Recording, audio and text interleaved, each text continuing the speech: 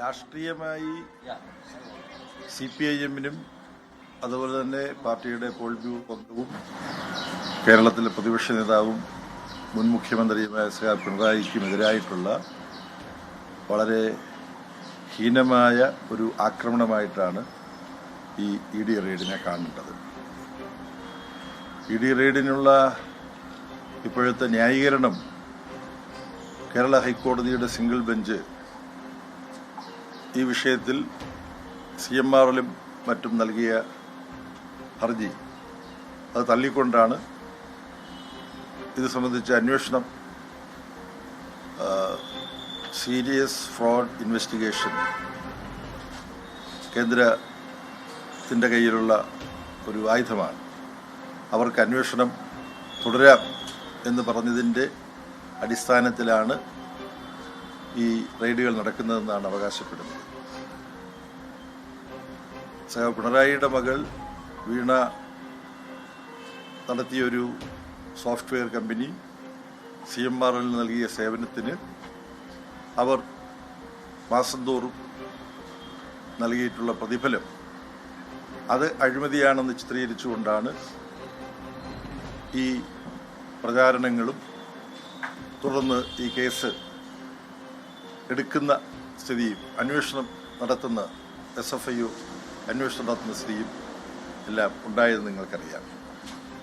ഇതുമായി ബന്ധപ്പെട്ട് സഖാവ് പിണറായിയുടെ മകൾ വീണ അന്വേഷണത്തോട് പൂർണ്ണമായും സഹകരിച്ചു പോരുകയായിരുന്നു. അവർ ഈ അന്വേഷണ ഉദ്യോഗസ്ഥന്മാരുടെ മുമ്പിൽ ഹാജരായി അവരുടെ ചോദ്യങ്ങൾക്കെല്ലാം വിശദമായി മറുപടി നൽകുകയുണ്ടായി. അപ്പോൾ അന്വേഷണത്തോട് സഹകരിക്കാത്ത ഒരു പ്രശ്നമേ ഇല്ല. അപ്പോൾ അന്വേഷണത്തോട് സഹകരിക്കുന്ന വീണ വിജയൻ്റെ നിലപാട് തള്ളിക്കളഞ്ഞുകൊണ്ട് രാഷ്ട്രീയമായ നിഗൂഢ ലക്ഷ്യങ്ങളോടുകൂടിയാണ് ഇപ്പോൾ ഇത്രയധികം തിരുവനന്തപുരത്തും മറ്റ് കേന്ദ്രങ്ങളിലും ഈ ED റെയ്ഡ് ഇപ്പോൾ നടന്നുകൊണ്ടിരിക്കുന്നത്. ഇതിൻ്റെ ഗൂഢമായ രാഷ്ട്രീയം ഞങ്ങൾ തുറന്നു കാണിക്കും. വീണ നിയമപരമായി ഇതിൽ സ്വീകരിക്കുന്ന നടപടികളുമായിട്ട് മുന്നോട്ട് പോകും. ഇതുമായി ബന്ധപ്പെട്ട് ഒരുപക്ഷെ നിങ്ങൾക്കറിയാവുന്നതും നിങ്ങൾ വേണ്ടത്ര ഓർമ്മിക്കുന്നുണ്ടോ എന്ന് സംശയമുള്ളതുമായൊരു കാര്യമുണ്ട്.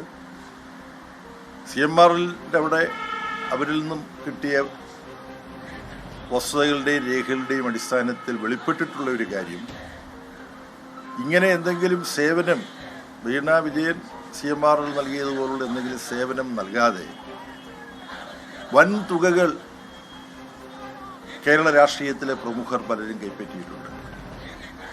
അങ്ങനെ കൈപ്പറ്റിയ കൂട്ടത്തിൽപ്പെടുന്ന 2 പ്രമുഖ നേതാക്കന്മാർ ഇപ്പോൾ കേരളത്തിലെ ശ്രീ VD സതീശൻ്റെ നേതൃത്വത്തിലുള്ള മന്ത്രിസഭയിലെ മന്ത്രിമാരാണ്. 2 പേരെങ്കിലും എൻ്റെ അറിവിൽപ്പെട്ടിടത്ത്. അത് കൂടുതലുണ്ടോ എന്നുള്ളത് അന്വേഷിക്കേണ്ടതാണ്. അപ്പോൾ ആദ്യമായി അന്വേഷിക്കേണ്ടിയിരുന്ന കാര്യങ്ങൾ അതാണ്. മറ്റ് കൂടുതൽ കാര്യങ്ങൾ ഇതിനെക്കുറിച്ച് പറയുന്നില്ല.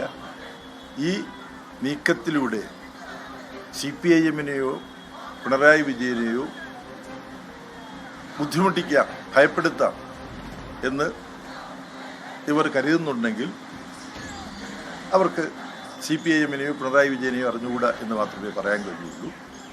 ശ്രീമതി ഇന്ദിരാഗാന്ധിയുടെ അടിയന്തരാവസ്ഥക്കാലത്ത് അറസ്റ്റ് ചെയ്യപ്പെട്ട് പോലീസ് സ്റ്റേഷനിൽ വെച്ച് ഭീകരമായ മർദ്ദനത്തിന് വിധേയനായിട്ടുള്ള ആളാണ് പിണറായി വിജയൻ. അപ്പോൾ MLA ആണ്, ചെറുപ്പക്കാരനായ MLA ആണ്. അതുപോലെ ഒരുപാട് അനുഭവങ്ങളുണ്ട്. CPIM-നെ സംബന്ധിച്ചിടത്തോളം ഇതുപോലെ ഒരുപാട് അനുഭവങ്ങളുണ്ട്. പല ദുരാരോപണങ്ങളും വിദേശ ചാരന്മാരാണ് എന്ന ആരോപണം ഉന്നയിച്ചുകൊണ്ട് CPIM-നെ വേട്ടയാടാൻ കോൺഗ്രസ് ഗവൺമെൻറ് ശ്രമിച്ചു. അടിയന്തരാവസ്ഥയും ഇന്ദിരാഗാന്ധിയുടെ കാലത്താണ്.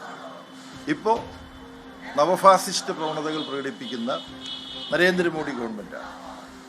ആ ഗവൺമെൻറ് ഭീഷണിപ്പെടുത്തി പാർട്ടികളെ ഇല്ലാതാക്കാൻ ശ്രമിക്കുകയാണ്. നിങ്ങൾക്കറിയാം, മുഖ്യമന്ത്രിയായിരുന്ന ആം ആദ്മി പാർട്ടി നേതാവ് കേജ്രിവാളിനെയും ഉപമുഖ്യമന്ത്രി സിസോദിയെയും ജയിലിലിട്ടു ദീർഘകാലം. ഇപ്പോൾ വിചാരണ കോടതി ആ കേസ് തള്ളിയിരിക്കുകയാണ്, അവരെ എക്സോണറേറ്റ് ചെയ്തിരിക്കുകയാണ്. എന്തിൻ്റെ പേരിലാണോ അവരെ ജയിലിലിട്ടത് അതിന് അടിസ്ഥാനമില്ല എന്ന് പറഞ്ഞ് തള്ളിക്കളഞ്ഞിരിക്കുകയാണ്. പിന്നെ പാർട്ടികളെ വലിക്ക് വാങ്ങുകയും പിളർക്കുകയും ഒക്കെ ചെയ്യുന്ന BJPയുടെ നയങ്ങളെക്കുറിച്ച് അറിഞ്ഞു, ഞാൻ കൂടുതൽ പറയുന്നില്ല.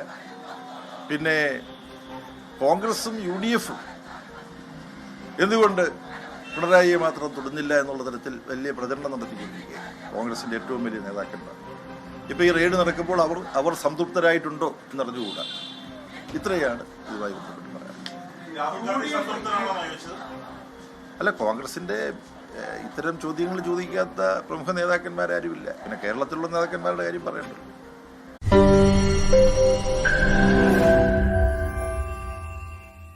ലോകത്തെവിടെയായാലും ഏത് സമയത്തും 24 വാർത്തകളും ഓഗ്മെന്റഡ് റിയാലിറ്റി പാക്കേജുകളും എക്സ്പ്ലെയിനറുകളും വിശദമായി കാണാൻ ഞങ്ങളുടെ യൂട്യൂബ് ചാനൽ നിങ്ങൾക്ക് സബ്സ്ക്രൈബ് ചെയ്യാം.